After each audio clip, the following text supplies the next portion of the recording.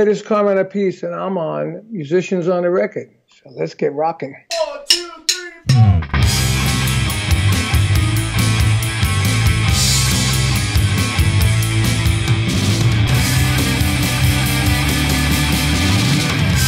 This is huge, musicians on the record. Bring it on. Hi, welcome to Musicians on the Record. I'm David Ward. You've heard the music, now hear their story, and you have definitely heard this guy's music. On the show, we have rock drumming royalty on the program today. Drummer for Vanilla Fudge, Jeff Beck, Rod Stewart, and so many more. Carmine Appice, welcome to the show. Thank you. It's good to be here. Great to have you here. So many stories that I want to talk with you about. But let's start with, what are you up to today as far as drumming and music? Well, I just got off the weekend with the Rascals. We're in California. I'm in my home in California now. And we just did 2 shows. One was Friday night at the Anaheim at the Grove. And Saturday night was a beautiful, crazy venue up in Saratoga, California. And it was the Mountain Winery, they call it. And it was like a totally amphitheater kind of place with a stage in front of this building that looked like a castle. Wow, beautiful. You know, and it was outdoors. It was beautiful, really, really great show. Amazing. Great venue, and we had a great show. The audiences for the Rascals with me in it had been great. Great reactions, and so I'm doing that, and we just booked another Appice Brothers gig in November. So we have a weekend in October, and we're going to have another weekend in November. And in between that, I got Rascals and Vanilla Fudge shows. Wow! So Vanilla Fudge has reformed, gotten back together. Oh, we've been together since 1999. But still going strong, still doing shows. Yeah, still going, doing shows, did albums. We just released a DVD live at Sweden Rock. Wow. The same token, on the same week it was 2/16, I played Thursday night with Vanilla Fudge at Sweden Rock, which we videoed and audioed. And then Saturday night I played with King Cobra. Wow, amazing. In the same festival. Wow. And we audio recorded that. And with that, we just released a live album, King Cobra Live at Sweden Rock. Wow. So you are still a busy guy. There's no slowing down for you with drumming and rock and roll. No, I mean, this is my hobby. Right. I get paid not to play. I get paid to travel. Right. Get on the planes at wee hours of the mornings, and drive in vans and buses and SUVs to the gig and back home and in a hotel and wake up and do it again. Right. Yeah. Playing's the fun. Playing's free. Free. Yeah. That's awesome. Fun. I love that. I love that attitude. That's great.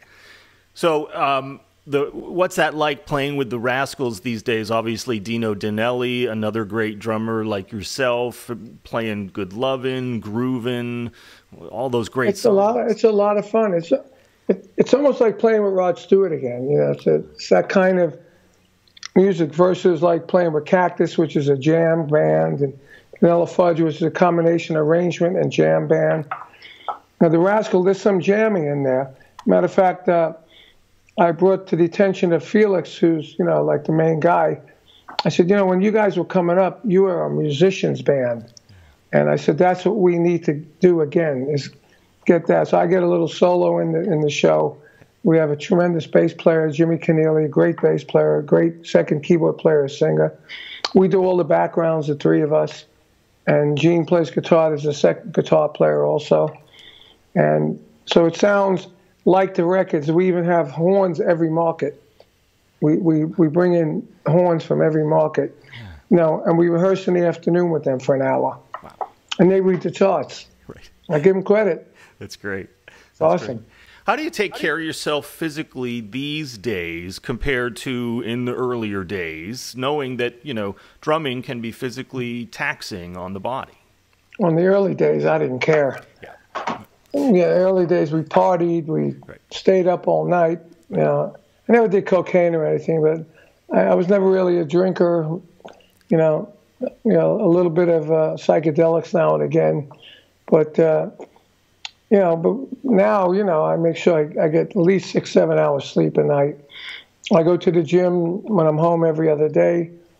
And even when we're on the road, sometimes I go to a gym before breakfast, and then I would play that night. But when I play, it's really my cardio. Right. When I do my solo, I can feel my heart rate's probably about 130. Right.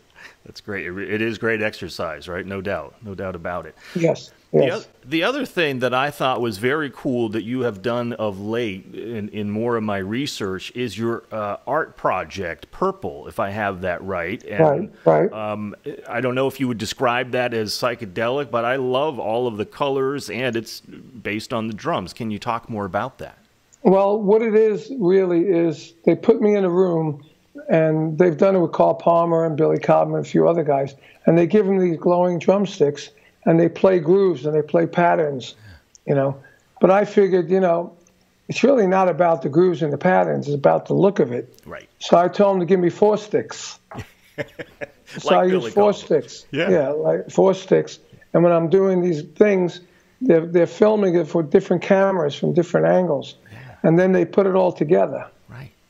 In one, like painting, and they put it on canvas.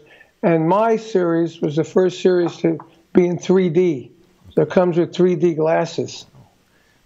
And it's interesting, Yeah, I have one in New York. They were making me one for my house here in L.A.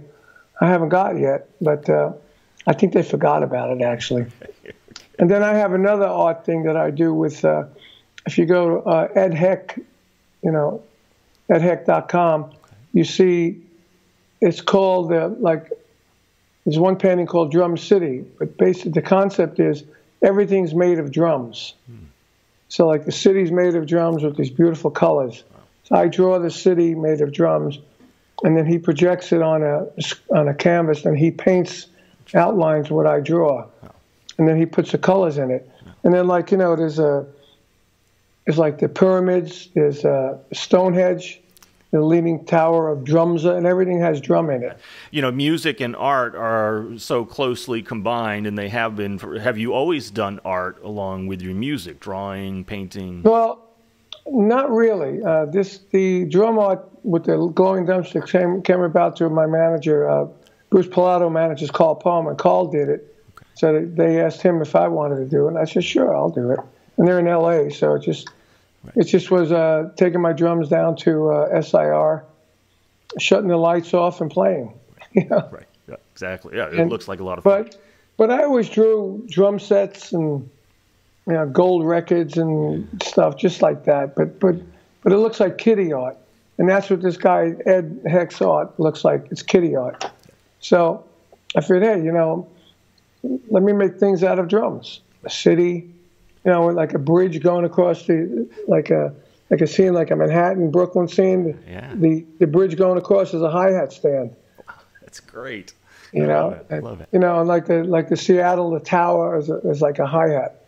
Yeah, of course, right? Tower. Yeah, I mean there's a lot of fun. So there's a lot of different ones. There's the moon landing on the moon. And the moon landing ship is made of drums and cymbals and stuff. That's great. It's great. I got to check that out. It's crazy stuff. Yeah, no doubt.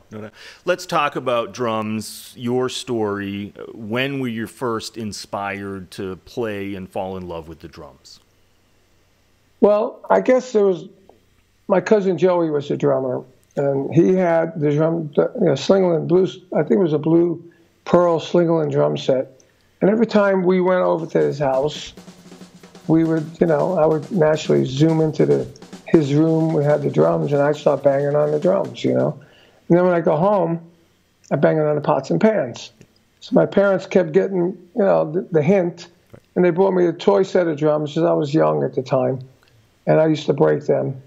And then, I would bang on pots and pans, but it wouldn't be, like a steady thing. Every time I went to his house, I'd get inspired. And finally, I don't know, maybe I was 11, and they bought me a drum set for Christmas and my birthday because I'm a December baby, Okay. So sometimes that worked out good. I get a bigger gift, one gift instead of two little ones. Right. So this one big gift was a $55 drum set that had a bass drum, snare, and a cymbal, that they clip-on cymbal onto the bass drum, you know, one of those. Yep. They bought it at Sam Ash, at the very first Sam Ash store. And I set it up downstairs in my cellar in Brooklyn. And I go down there and I play. You know, a lot of people would ask me, like in interviews, what was your first album? Expecting me to say, like, the Beatles or Elvis Presley or Buddy Holly. You know, mine was Krupa and Rich. You know, the album that had the 2 drum sets on the cover. And I used to look at that album cover and see, like, Gene Krupa's setup was right next to Buddy's, but I could see Gene's stand was going through Buddy's bass drum, and I never understood how, because that was the first time they did, like, photoshopping, you know. And it was a superimposed over Buddy's bass drum. But I knew that album. I played to it. I learned every note of it. And it was not a few years later, I didn't realize, you know, that there's a part where they take 4s. I thought it was all Buddy. Ah. But now, as I learned more about drumming, I realized that it was Buddy and Gene together. How had you even heard about Gene Krupa? Was your dad listening to My him? mother. Your mother was listening to him. My mother. Well, my mother didn't listen to him. When I started playing drums, she used to tell me about him. Okay. That she used to go see him at the New York Paramount. You know, and he would have everybody dancing in the aisles to his drum rhythms. So that, you know, I guess from my mother and my father then told me as well, then they bought me the album, the Krupa and Rich album. And that was my first album that I played to and learned. Well, I mean, who better than Krupa and Rich to learn the drums from, right? Then after that, it was Joe Morello's records, and Joe Morello with Dave Brubeck and Max Roach. And really, I would say it was Joe Morello, Gene Krupa, Buddy Rich, and Max Roach that really formed my style, along with my drum teacher, Dick Bennett. You know, he taught me how to read and how to play big band and how to play jazz. And I went through the Chapin book, and I went through all the classic books, the Syncopation book, and I went through it forward and backwards, and which developed a lot of my coordination by doing that. And then later, you know, because really, rock music didn't have great drumming at the time. It had okay drumming, like Twist and Shout by the Isley Brothers and all that, but Motown had really good drumming in it. And then the James Brown record, live at the Apollo, was awesome. But when I was a kid, my older brother went to one of these Alan Freed rock and roll shows, you know, in which I had Bo Diddley and Chuck Berry and Frankie Lyman, and he wouldn't take me because he was going with all his cool friends with the motorcycle jackets with the hair slicked back, but he wouldn't take me, so my mother took me.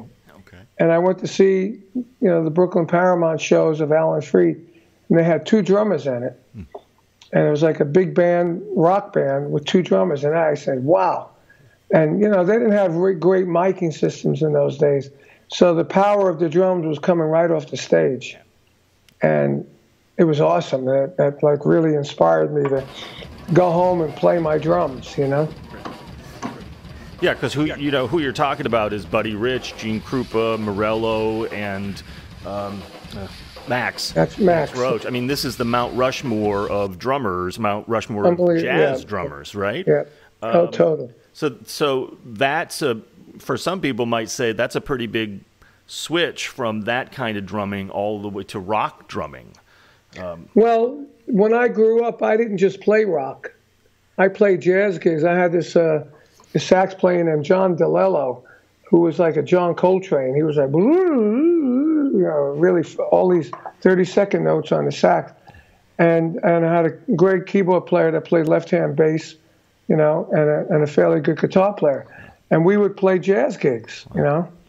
We'd play all these, you know, Satin Doll and 1 O'Clock Jump and all that stuff. And then the next night, I'd play a rock gig with a different band. And that would be Twist and Shout and At the Hop, and, you know, stuff like that. And then the next day, I might play a Sweet 16 party, which would be society music, you know, like the ladies, a tramp, and playing with brushes and playing cha-chas and merengues and mambos. So I grew up playing an array of music all my life. So when I played rock, I naturally liked it. And then when rock started getting more involved, and I actually saw Dino Danelli, who I'm replacing in the Rascals, play at the Metropole. He opened up for Gene Krupa. Wow.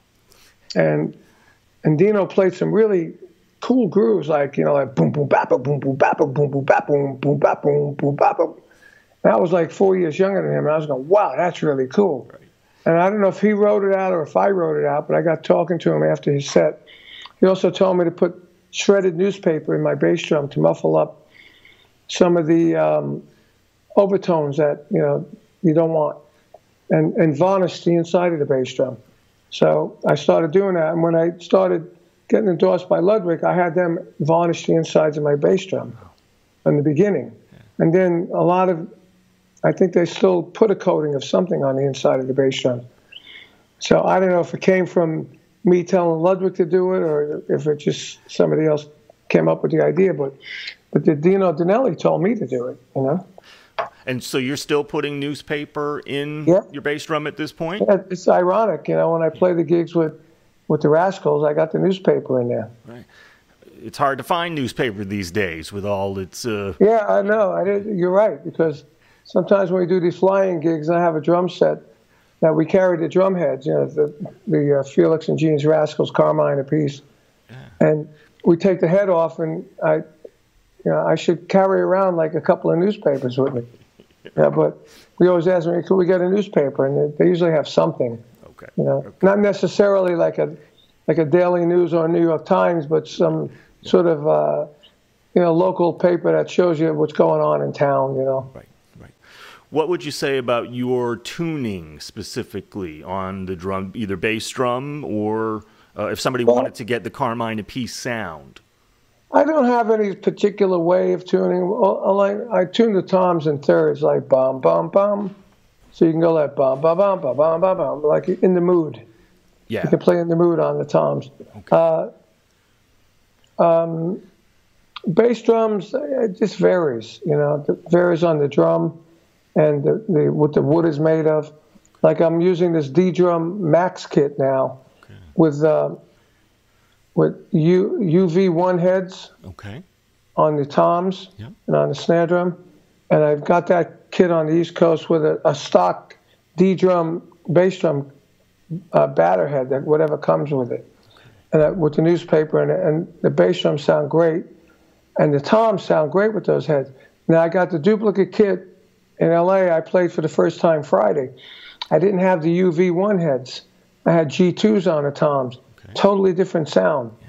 And I like it better with UV1, so I just ordered some UV1s from Evans to send out here so I can put them on the toms and the snare as well.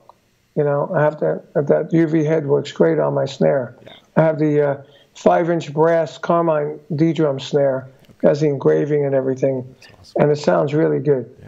Absolutely, it's fantastic.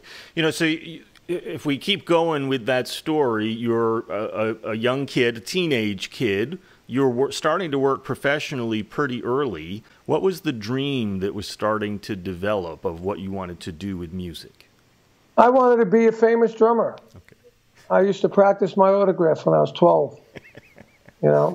I didn't rock stars that didn't exist then as rock stars. Right. So it wasn't, I want to be a rock. Like today, people say I want to be a rock star like it's an occupation. Right. Yeah. My girlfriend, who Leslie Gold, she's been on the radio for years, and she said, there's people growing up that want to be rock stars, Right. And it's like I want to be an electrician. Right. Exactly. Yeah. So it's not easy. So I wanted to be a famous drummer, and I worked through my teens. I bought my first car, a brand new Chevy in 1964, from the money I made playing. Yeah. I put the down payment. My parents co-signed for me, and then I made the payments. And I was very proud of the fact that I bought my own car, and I was 17. Yeah, amazing. And so the definition of being a famous drummer at that point for you was you wanted to be on the Gene Krupa level? Yeah, I wanted to be like a Gene Krupa, but I didn't know how to get there. Sure. But I was also happy doing like my drum teacher did. You know, he taught during the week, and he did gigs on the weekend, and he made a good living. Right. You know, he bought a house. He had a beautiful basement downstairs, finished basement, soundproof with his drums, and and so I was happy if I would be able to work on the weekends, right. and then during the week give lessons, and make a good living, and that was good. Right. Not until I met the Vanilla Fudge did I actually think about making hit records. Right. Before that I was playing clubs. I played clubs with Jimi Hendrix. Yeah. We played clubs with the Vanilla Fudge when we would call it Pigeons with a group called the Hassles that had Billy in it, Billy Joel, that is. Oh. And, the Vagrants had a group called, that had Leslie West in a group called the Vagrants. But we were all just trying to make it at that point. Right. But before that, I didn't really care. I mean, even Jimi Hendrix, we'd go up to a prostitute's apartment where we played in Manhattan, and he'd be talking about making it, and I'd say, yeah, that would be great, but I didn't really have a dream of making it. I guess he did. Right. Next time I saw him was in England, he made it, and I was in Vanilla Fudge, Well, I think you made it as well, so... Yeah. Because you connected with him, in your book, Stick It, which is been reading more of it. It's fantastic. It's a rock and roll roller coaster ride, is what I thought it was. It is. You connected with Jimmy when he was Jimmy James, and you were in Thursday's Children, right? Right. That's what I'm talking about. Yeah. And we played these gigs together. In New York, you had all these clubs that people played. Even the Rascals, we saw them in the clubs before they made it. That's when they were the musicians band, Felix played left-hand bass with his hand and his feet. It was awesome, and Jimmy was playing that, and we were playing it, and a lot of other people played. I played it with bands with horns, without horns. I never had a bass player until Tim Bogert. Now, always had left-hand bass. Oh, was that right? Yeah. Yeah. Wow. Because we saw this soul band, this black group they were a trio and a singer. They had a Wurlitzer piano who played left-hand bass, a guitar, and a singer, and they sounded great, Right. and the left-hand bass really filled it up. Sure. He ran it through like a Fender basement amp, and it was really awesome. So that's what I did. Right. Sometimes it's all you need, right? Even had an accordion player that played left-hand bass on the accordion. We got to get more accordion in rock and roll, Carmine, right? Right. Let's talk about Vanilla Fudge and you connecting with them and the ups and downs of that band. Well, I was playing in the club, Choo Choo Club, and Mark and Tim came in, and they had heard that I was a drummer that could sing and had a good right foot, and I was into like R&B, So they came in, they saw me play, and when we took a break, they came over and they said, hey, I'm Mark Stein, it's Tim Bogert. We have a band called the Pigeons. We're looking for a drummer, and, we want to know if maybe you'd be interested in auditioning to play with us, because we have a manager that's going to put us on salary, and we're going to really try and make it and make hit records. Right. But again, I was like making good money with Thursday's Children, working 4 nights a week. I bought my car, it was only a year and a half after I had that car. And I didn't know, Right. I said, I'll come down and check it out. But when I went down and checked it out, I saw that the club their manager owned, that they were going to play there all the time, and he was going to give us a salary, whether we worked or not. Yeah. And I said, maybe this could be good. Yeah. It's a good gig. So, right? Yeah, so I call it my... when you think about things to do, you weigh it out. Here's a positive, here's a negative. So I came up with more positive, and I call that my change of life decision. Right. Because when I made that decision, it changed my life. Right. Yeah. How old were you at that point when you joined the Fudge? Let me see. I was 19. 19, yeah. We were called the Pigeons at the time. Pigeons, yeah. And somebody somehow said you got to change the name, right? Yeah, Ahmet Erdogan from Atlantic Records didn't like the name. Got it. Yep.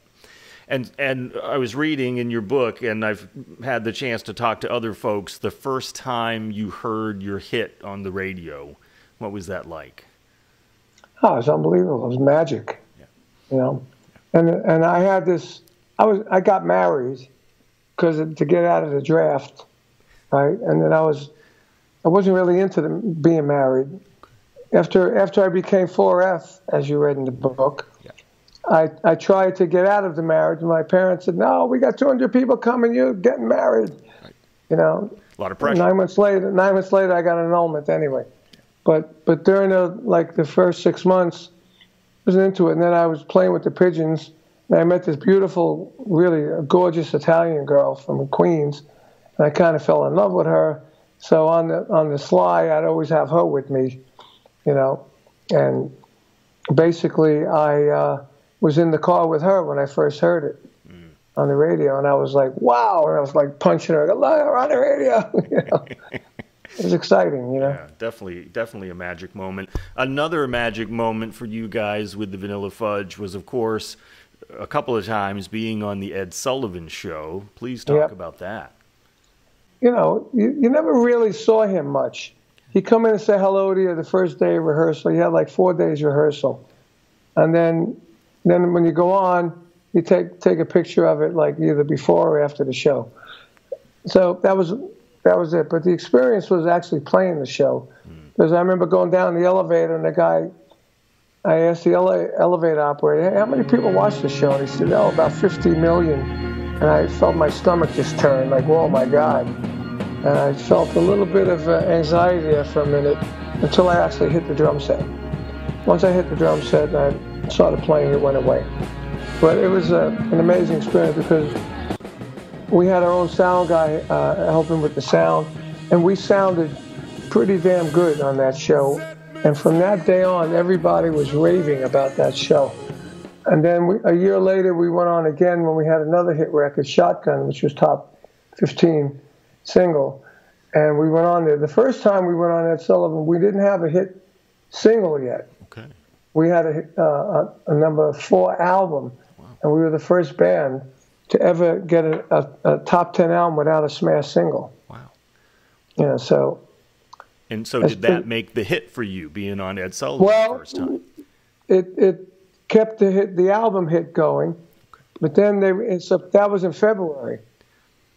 When was it? In September of '68. That's when we were on the first time. Okay. September '68.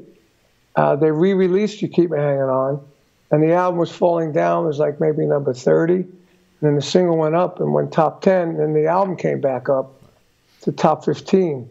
And then the other 2 albums we had on the charts we had like 2 albums in the top 20, 3 albums on the top 100, and a top 10 single.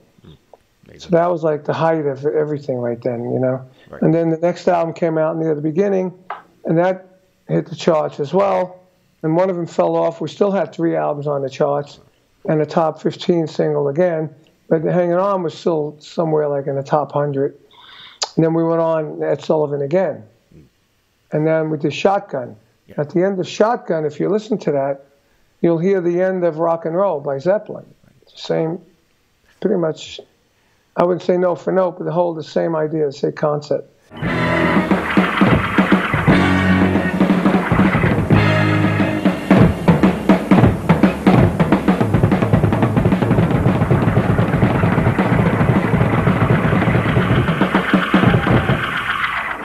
So when I tell people that, they say, wow, it is the same. It is, you know, I said, yeah, except this was 4 years before rock and roll ever came out.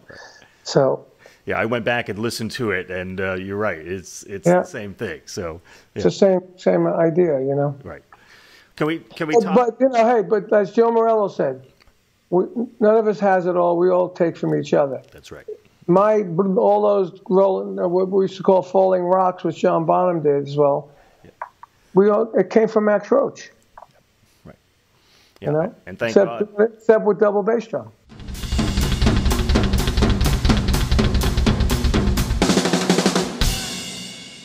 Carmine Appice on the drum.